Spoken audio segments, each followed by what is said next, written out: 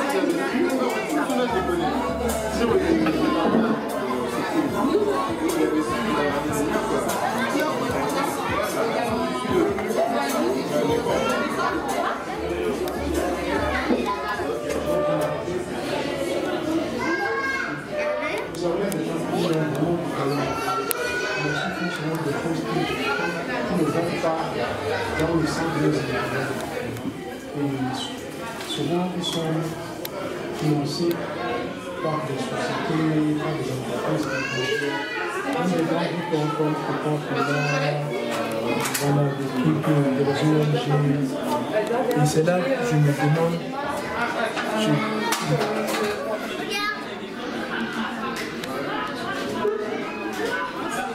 C'est trop beau que ça s'en faisait. C'est l'étoile. Ouais, j'ai vu ça. Aïe, aïe, aïe. Mais bon, il y a regarde, on va se transformer en clown. Tu vois la caméra? D'ailleurs, tu vas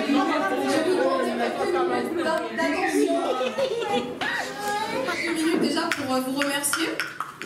Les parents, les enfants, je suis très très contente de vous voir si nombreux. J'espère que vous êtes bien amusés et que vous allez continuer à bien vous amuser parce qu'on est encore là une petite heure. Donc pour vous dire un peu ce qu'on fait, pour certains vous nous connaissez, d'autres nous connaissent peut-être moins ou pas du tout. Donc nous sommes l'association Delima, je vous présenterai tout à l'heure l'équipe. Ça fait 1 an qu'on existe. Et qu'est-ce qu'on fait? Nous, on propose des ateliers pour enfants autour de la culture africaine. Donc c'est pour ça qu'aujourd'hui, vous avez fait des dessins avec des couleurs que vous connaissez peut-être pas, ou peut-être que si, je sais pas, dont certaines couleurs qu'on trouve souvent sur les drapeaux, donc des couleurs panafricaines. Donc ça, c'était avec Dioko qui est juste là. On a aussi fait, vous avez fait, pardon, avec Nyota de la peinture sur l'Égypte. Donc pour certains, vous avez découvert des pharaons, aussi l'architecture égyptienne. Avec Dorian qui est au milieu, vous avez fait un atelier créatif. C'est des accessoires égyptiens et puis vous avez aussi des livres derrière. J'espère que vous avez eu l'occasion de les lire. Donc comme je vous disais, l'association Delima, ça fait 1 an qu'on existe. On fait des ateliers donc, pour les enfants. On a fait l'année dernière des contes, des cours de cuisine, des ateliers manuels.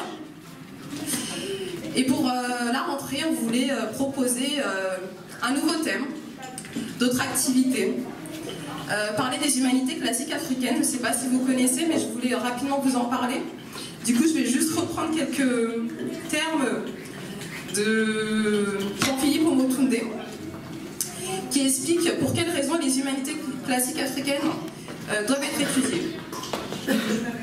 Donc il dit que l'enseignement de ces humanités classiques africaines permet à un peuple de valoriser son patrimoine historico-culturel, d'unir sa jeunesse. Donc c'est ce qu'on fait aujourd'hui, c'est ce qu'on compte faire sur le long terme. Donc d'unir sa jeunesse autour du même idéal de valeur et par conséquent de pourvoir à son épanouissement économique, social, idéologique et culturel. Donc le but, c'est pas seulement rester dans le passé, mais utilisez ce passé pour réveiller le génie qui est en vous, comme on a pu voir aujourd'hui avec toutes ces belles créations. Donc on n'a pas prétention de tout pouvoir changer, mais en tout cas à notre niveau, on essaie de proposer des choses, des initiatives qui vont permettre qu'on puisse se retrouver, se réunir autour de différents événements. Je vais donner la parole à Djoko qui va vous présenter le programme, et puis après je reprendrai le micro pour vous présenter l'équipe. Bonjour à tous. Merci d'être venus. Alors, avec les enfants cette année, on va faire... je vais les former en histoire déjà. Je vais les former sur les hiéroglyphes, les écritures africaines anciennes. Je vais peut-être les former aussi sur le jeu d'échecs. Le jeu d'échecs qui apprend à l'enfant la patience, la stratégie, la hiérarchisation des priorités et la patience. Voilà, donc, et aussi la concentration. J'ai divisé l'enseignement de l'histoire en 10 chapitres en tout. Premièrement, je vais parler de l'apparition de l'homme dans la vallée du Rift Ias, à peu près 7 millions d'années en Éthiopie. Et après, je vais parler de la création des premières civilisations et leurs conditions d'existence, toujours dans la vallée du Nil, dans l'empire de Nubie, l'empire de Nagada, Kush et Méroé. Et dans le troisième chapitre, je vais parler de l'Égypte pharaonique. Je l'ai divisé en 2 chapitres, en fait, parce qu'il y a beaucoup de choses à connaître sur l'Égypte pharaonique, tout ce qu'ils ont réalisé sur le plan scientifique, sur le plan architectural également, sur le plan de l'astronomie, de la physique. Donc il y a pas mal de choses à dire dessus, il faut initier les enfants à ça. Et après l'Égypte pharaonique, je vais passer à un chapitre sur les empires, l'Afrique impériale, les empires africains. L'empire du Ghana, l'empire de Zimbabwe, l'empire du Mali, l'empire d'Abyssinie, l'empire d'Abyssinie, donc l'Éthiopie d'aujourd'hui, et tous les autres empires qu'il y a eu dans cette période-là. J'ai choisi les principaux empires qui sont plus déterminants pour notre histoire. Après la période impériale, je vais parler de la période coloniale.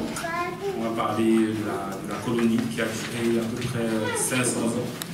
Colonie, déportation, esclavage et tout, on va parler de ça rapidement parce que c'est une partie, ce n'est qu'une infime partie de notre histoire, vu qu'on construit des pyramides depuis 200 000 ans. Donc, sur 200 000 ans, à 500 ans, c'est même pas 1%. Donc, il y a beaucoup de belles choses à dire sur notre histoire. Notre histoire ne va pas focaliser que sur les côtés négatifs, parce qu'il y a plein de choses à savoir. On a fait de belles choses et on va refaire dans le futur encore des choses encore meilleures que ce qu'on a fait dans le passé. Donc on va essayer de focaliser sur les côtés positifs de notre histoire, les côtés constructifs de notre histoire. Et après la partie impériale, on va parler de la colonisation, des nouveaux États. On va parler de la diaspora africaine, c'est-à-dire les Antilles, les Caraïbes, leur rôle dans la libération de l'Afrique d'un point de vue conceptuel déjà par l'écriture, la connaissance de l'histoire, l'initiation à l'histoire, ça a commencé avec Garvey, avec Contenant Firmin et avec... c'est eux qui sont les précurseurs en fait du chemin, on va dire, sur le panafricanisme, sur la renaissance africaine, donc on va parler de ça également. Et puis on va aussi parler de l'histoire de l'art et du futur, enfin du présent et du futur, de l'Afrique d'aujourd'hui, les bons côtés de l'Afrique d'aujourd'hui et ce qu'on peut faire demain. Donc voilà un peu sur en grande partie les 10 parties qui vont constituer l'ensemble de notre cours d'histoire. À côté de ça, on va faire les médous, on va faire les écritures égyptiennes anciennes. Donc les enfants vont écrire leur prénom en médou. On va faire les unilitaires, c'est-à-dire c'est l'écriture en une seule lettre. On va faire les bilitaires également. Et donc voilà, je pense que j'ai fait un peu le tour du programme. J'espère que j'ai été clair. Voilà, si vous avez des questions, je serai là. Vous pouvez me rejoindre quand vous poser des questions. Voilà, merci. Voilà, je tiens juste à préciser que ces différents ateliers seront toujours apportés de manière ludique aux enfants. On ne veut pas que ça ressemble à des cours extra, on va dire. Donc voilà, avec toujours une partie ludique, éducative. Cette année, les activités auront lieu dans Paris, dans le 19e. Qu'est-ce que je peux... Enfin, j'ai pas l'adresse exacte en tête, mais vous recevrez les informations par mail. Autre chose, on part sur une adhésion annuelle parce que le but aussi, c'est d'avoir une régularité pour mieux apprendre. Idéalement, si les parents seront disponibles sur les samedis en question, donc vous recevrez aussi par mail le programme, les dates. Et voilà, si vous souhaitez adhérer à l'association, c'est une adhésion 20 € par an. Ensuite, une participation pour chaque atelier, pour toutes les dépenses, on va dire, logistiques, le matériel utilisé, les salles, etc. Voilà, je crois qu'on a fait le tour. Du coup, rapidement, je vais vous présenter l'équipe. Donc, on n'était que des filles jusqu'à présent. Donc, il y a Djoko qui nous rejoint cette année. Donc, nous sommes une équipe de 6 filles. Aujourd'hui, nous avons avec nous Assa. Je vais lui laisser le micro après. Et Awa qui est là. Et juste avant de laisser la parole aux filles, je tiens aussi à remercier mes sœurs qui sont présentes aujourd'hui. Aïssa qui est juste derrière, qui nous a aidé à préparer les pastels. D'ailleurs, j'espère que vous êtes régalés. Baï qui était présent depuis ce matin pour nous aider à mettre en place la salle. Fatou qui est au maquillage, non elle n'y est plus, je sais pas si elle est là. Et son amie Dorian qui nous a accompagnés, Aminata qui était aussi au maquillage un peu plus tôt. Donc oui, j'ai beaucoup de sœurs. Voilà, je crois que j'ai fait le tour. Ah ça, je te laisse la parole après.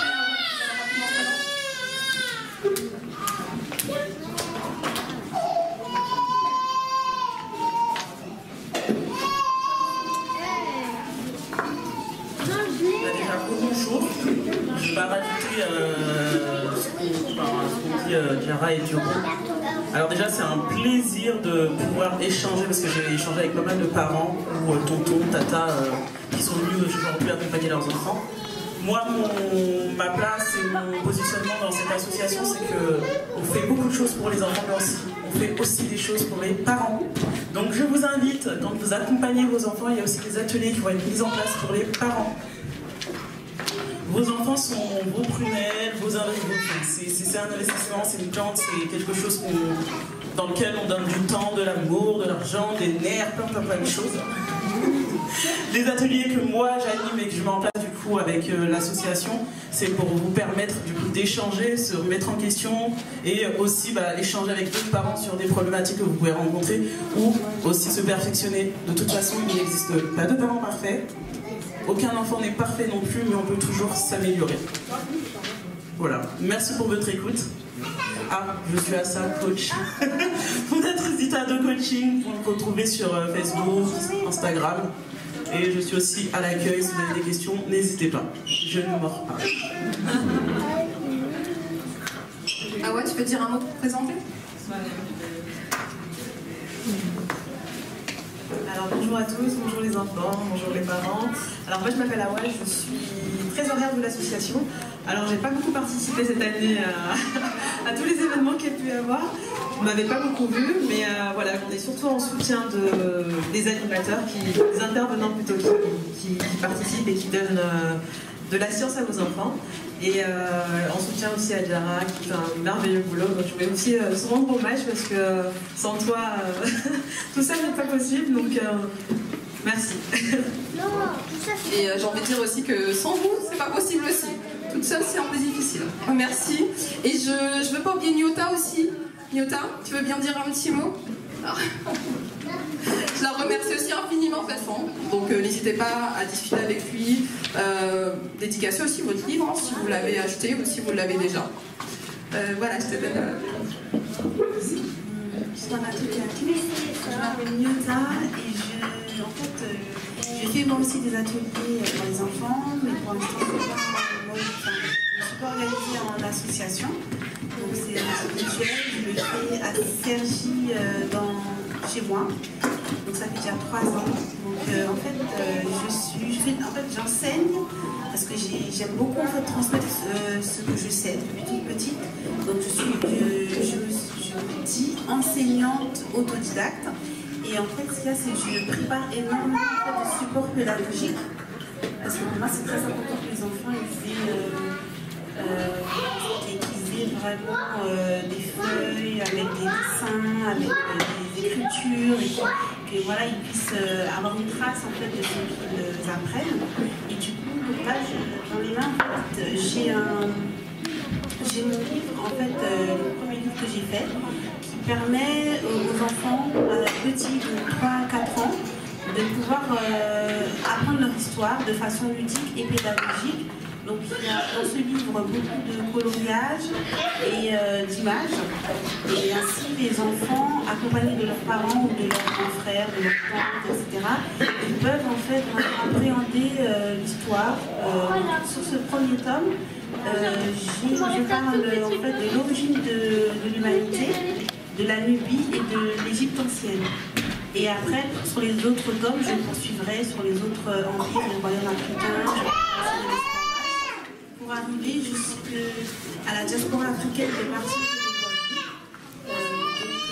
Voilà, ça permet de faire un lien, une continuité historique avec un exemple entre l'Afrique et la Martinique et la Guadeloupe. Voilà, donc ça permet aussi aux enfants de se rendre compte que le peuple noir est grand, que voilà, ils découvrent où se trouve la Martinique, où se trouve la Guadeloupe, voilà.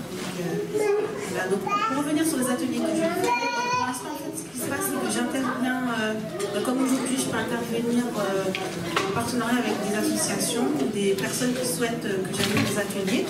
Mais sinon, je les fais pendant les vacances. En fait, pendant les vacances ou pendant la pause scolaire. Voilà, ça va être le mercredi après-midi, le samedi week-end ou le vendredi soir.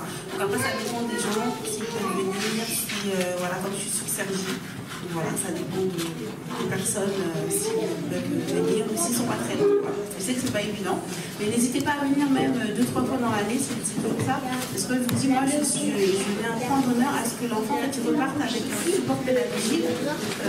Moi, je vais vous montrer, je ne vais pas ramener de placette. Et en fait, l'enfant, l'idée c'est que il ait des fiches où en fait, à chaque fois, à chaque atelier, il a par exemple sur Patiba, il a la présentation d'Amadou. Et le dernier atelier qu'on a fait, c'était sur Michael Jackson. Parce qu'il y a ça que les enfants de 6-7 ans ne connaissent pas forcément, ou ont aperçu, mais ne connaissent pas qui était ce grand artiste. Donc on a fait ça, on a fait Nelly Mandela, on a parlé de l'Empire du Congo, de l'Empire du Congo, ça me reviendra. Donc en fait on a fait deux empires africains, oui, l'Empire du Mali. Voilà, on essaye de balayer plusieurs thèmes importants et souvent j'insiste sur le fait que voilà, les Égyptiens anciens étaient noirs, parce que ça c'est une des informations capitales pour l'enfant, comprendre que la plus grande civilisation du monde était noire, etc. Donc j'insiste énormément dessus et on travaille beaucoup sur les reines et les rois. Parce que l'enfant, depuis tout petit, il faut qu'il ait un imaginaire très positif sur l'Afrique, très valorisant. Et voilà, tu vois, c'est quoi une reine, c'est quoi un roi, c'est quoi un royaume, c'est quoi les châteaux forts, c'est quoi les pyramides, etc. C'est très très important que depuis tout petit, il n'y a même pas d'âge pour ça, pour qu'ils voient toutes ces images, qu'est-ce que c'était l'Afrique avant. Voilà. Voilà, donc j'ai un peu court, j'ai beaucoup parlé. Voilà, donc n'hésitez pas à venir me voir. Ma table elle est juste là-bas. Donc là on fait un thème sur l'Égypte ancienne. Je propose encore une fois les reines et les rois de l'Égypte ancienne avec les pyramides. Voilà. Merci. Merci Yota. Ce qu'il est important de savoir, c'est que l'esprit de l'enfant, c'est un peu comme un écran de cinéma. On va lui donner des images positives de l'Afrique, de ses origines, de sa couleur, de son patrimoine culturel. Plus dans les moments de grande adversité dans sa vie, que ce soit comme pour nous les adultes. Quand on est dans de grands moments d'adversité, on doute de soi. On doute de soi, on manque de confiance en soi. Donc apporter cette image-là aux enfants, ça leur permet d'aller fouiller dans les moments de difficulté, d'aller fouiller au plus profond d'eux-mêmes, d'aller chercher la foi au fond d'eux-mêmes et de surmonter tous les obstacles. Donc c'est très important qu'il y ait déjà qu'on ait mis des vidéos dans leur tête, qu'on ait mis des images dans leur esprit pour que ces images-là soient disponibles pour les moments difficiles de leur vie. Et qu'ils aillent chercher dedans et qu'ils aillent chercher la force dedans, qu'ils aillent chercher la force chez leurs ancêtres, là, dans ces images-là. Donc c'est important de partager ces images-là avec eux. C'est ce qu'on va essayer de faire avec eux cette année. Donc voilà, je voulais insister sur le côté psychologique de la chose en fait. C'est très important qu'il ait des images positives de lui, positives de soi. Sinon il va se livrer à tout le monde en fait. Il va se détester. Parce que quand tu vis dans une civilisation qui ne t'enseigne pas ton histoire, qui ignore ton histoire en fait. C'est comme si on était dans une assemblée de personnes et que tout le monde te passe à côté, comme si tu n'existais pas. Donc tu vas avoir cette attitude de dépendance, cette attitude de morbide en fait, un zombie. Donc si on ne te parle pas de toi, si on ne te parle pas de cette histoire, tu n'auras pas cette volonté d'imposer, de dire de donner ton point de vue sur chaque situation. C'est pour ça que cette population-là a souvent tendance à attendre et être dépendante de tout le monde et de ne pas prendre les devants, quoi. Donc voilà, c'est pour ça que c'est important. Je ne sais pas si c'était nécessaire, mais je pense quand même que si vous avez apporté vos enfants aujourd'hui, c'est que vous le savez déjà. Je voulais juste insister sur ce point-là parce qu'il est très important. Voilà, merci. Merci à tous encore une fois. On est encore là une petite heure, donc profitez encore des ateliers. On est là, que ce soit Dioko, moi, Nyota, Dioti, si vous avez des questions, Assa, l'accueil, voilà. N'hésitez pas. Et il reste des pastels, du jus de baobab, bissap, tout ça fait maison, donc profitez-en. Merci à tous.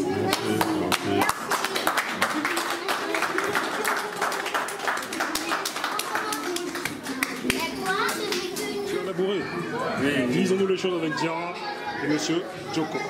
Comment allez-vous? Ça va très bien. Ça va? Oui, ça va. Madame Diarra, oui. Commençons honneur aux dames. Honneur aux dames, allons-y. Ton ressenti par rapport à cette journée? Contente, je suis contente. On a eu, je pense, une bonne quinzaine d'enfants. Ils se sont amusés, ils ont laissé libre cours à leur imagination. Ils nous ont fait plein de beaux dessins. Et de les voir, franchement, je suis tellement contente de les voir passer de bon temps, discuter, échanger, s'amuser. Et là, de voir leurs dessins, je me dis, on a besoin de les mettre plus souvent devant une feuille et un stylo et les laisser dessiner, faire des choses. Donc là, ils nous ont fait pas mal de dessins autour de l'Égypte antique, les couleurs de l'Afrique, panafricaine, des colliers aussi, colliers égyptiens. Donc voilà, ils ont dessiné de manière autonome, on va dire. Donc voilà, contente de cette journée. Monsieur Dioko, oui, cette journée, ton ressenti? Magnifique journée. J'ai appris beaucoup en travaillant avec les enfants et tout. Bien organisé, très belle équipe, bel accueil. L'association Jelima m'a mis au beurre, on va dire. Je suis gâté. Donc c'est une très belle journée ensoleillée. En plus, on a vu tout ce qui était... Franchement, c'est un bon moment passé ensemble et tout. J'ai participé à quelques ateliers avec les enfants. J'ai vu comment ils fonctionnent. Les enfants apprennent très vite. Et c'est pour ça que je m'intéresse à eux. Et puis voilà.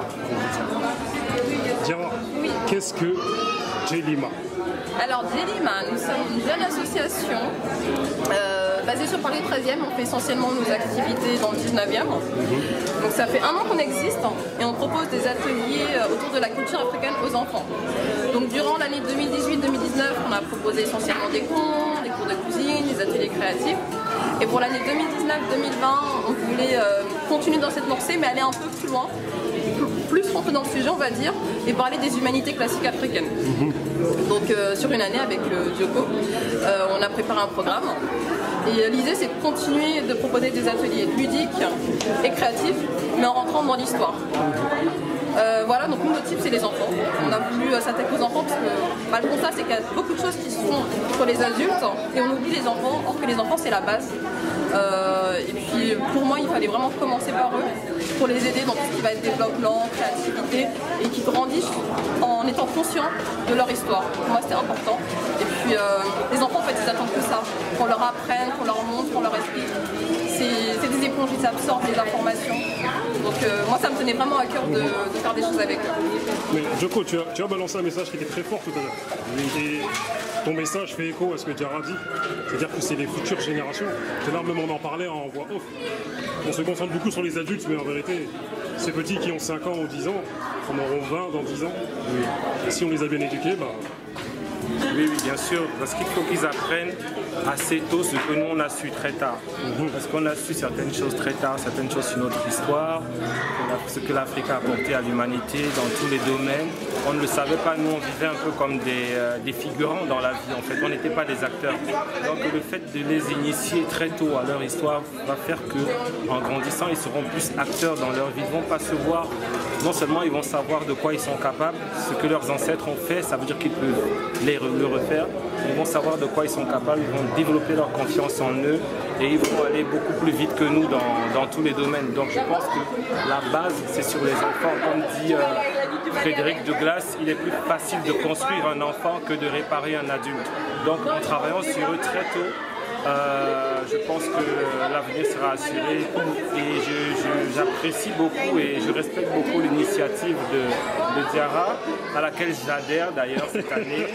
Et je veux travailler avec des enfants et j'espère qu'il y aura de plus en plus, que ça va faire tache d'huile, qu'il y aura de plus en plus d'associations qui vont prendre les enfants en charge et leur inculquer leurs humanités classiques le plus tôt possible, au berceau, voire même dans le ventre de leur mère, pour qu'en sortant de là, ils soient des guerriers de la vie, des guerriers de l'esprit et des hommes sûrs d'eux, des femmes sûres d'elles qui réalisent des exploits, on va dire, des exploits de la vie. Merci. Frantz Fanon, comme Cheikh Anta Diop, évoque beaucoup cette notion de complexe d'infériorité par rapport aux Noirs.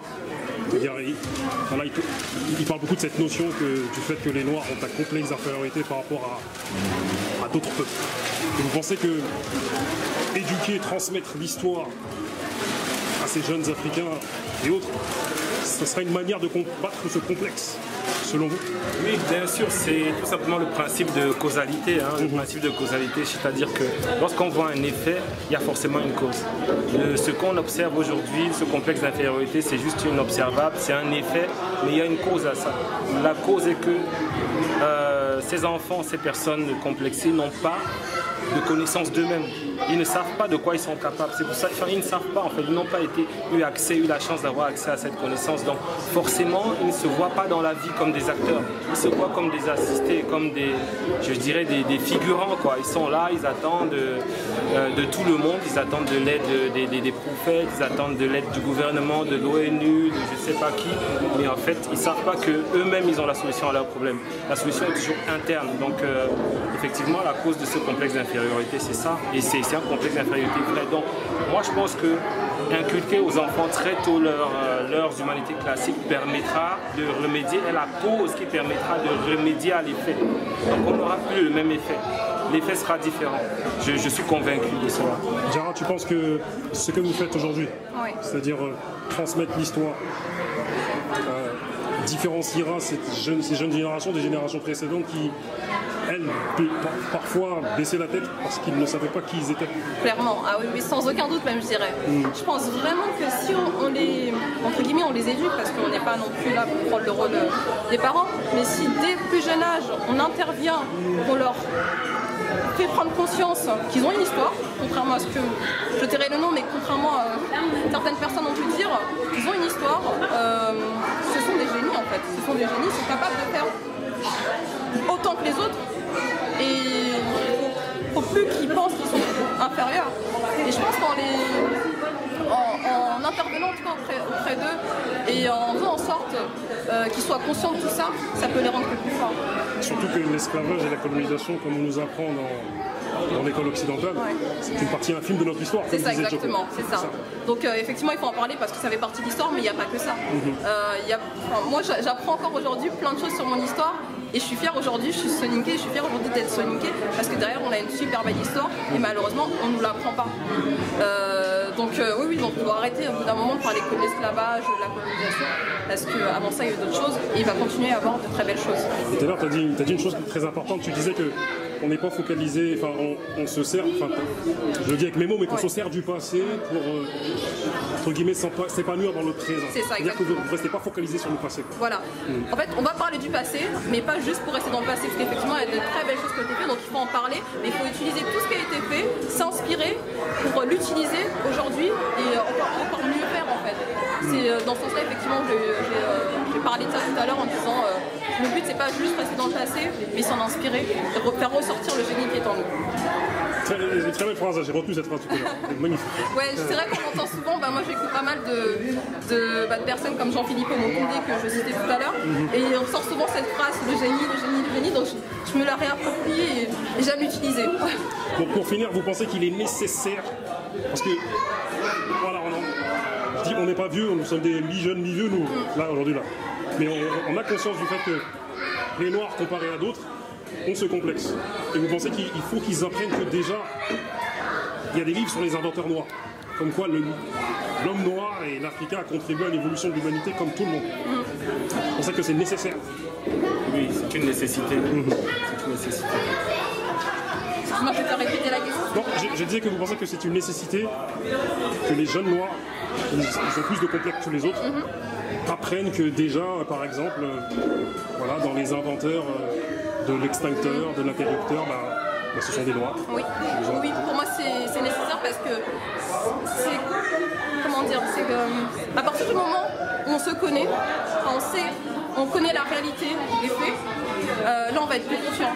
C'est comme quand vous racontez une histoire, quand vous connaissez l'histoire de A à Z, vous allez pouvoir la raconter très bien en ayant des gestes, des mouvements, on va sentir la prise de confiance. Et pour moi c'est pareil avec notre histoire de manière générale, sur nos courants, on sera plus confiant pour en parler, pour avoir aussi des positions affirmées et dire les choses aussi. Arrêter de laisser passer des sujets parce qu'on n'a pas les armes nécessaires pour en parler, mais en prenant conscience de tout ça, oui, ça change la donne. Pour finir, quel message voulez-vous transmettre au monde entier? Au monde entier? Au monde entier. Je dirais armez-vous de science, comme notre chèque Antadieu applaudit, c'est bien.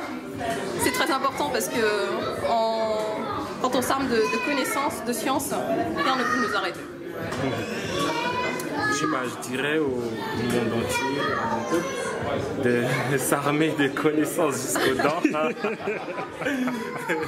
ne pas faire d'impasse là-dessus, de chercher la connaissance, surtout la connaissance de soi, de connaître ses ancêtres et de continuer le combat, surtout de se concentrer sur les enfants, de faire chacun ce qu'on peut là où on est avec ce qu'on a. Il n'y a pas, le ciel ne va pas s'ouvrir et un chevalier sur son cheval blanc va descendre nous sauver. Personne ne viendra nous sauver. La solution est entre nos mains et si chacun fait un peu, si on fait la somme de ces peu, franchement, dans un demi-siècle, on ne sera plus en train de se plaindre. Et puis d'ailleurs, se plaindre c'est inutile, il faut juste agir. Et quand on agit, on a le sentiment de participer déjà au changement et c'est très gratifiant de travailler dans ce sens-là. Donc moi je m'adresse plus à mon peuple. Maintenant, au monde entier, je dis bonjour, nous sommes là et nous serons toujours là. Et nous sommes en train de nous réveiller et on ne sera plus le dindon de la farce. Voilà, merci. En tout cas, ce qui est sûr, c'est que, comme diraient de certains militants, le plus grand acte militant est de bien élever ses enfants. Tout à fait, tout à fait. Tout part de là, la cellule familiale est la base du combat, c'est la racine, c'est la base de tout en fait. Et si on inculque ça aux enfants dans les foyers, dans les familles, on est sûr qu'on aura des résultats positifs, toujours. Merci à vous. Merci. Merci beaucoup.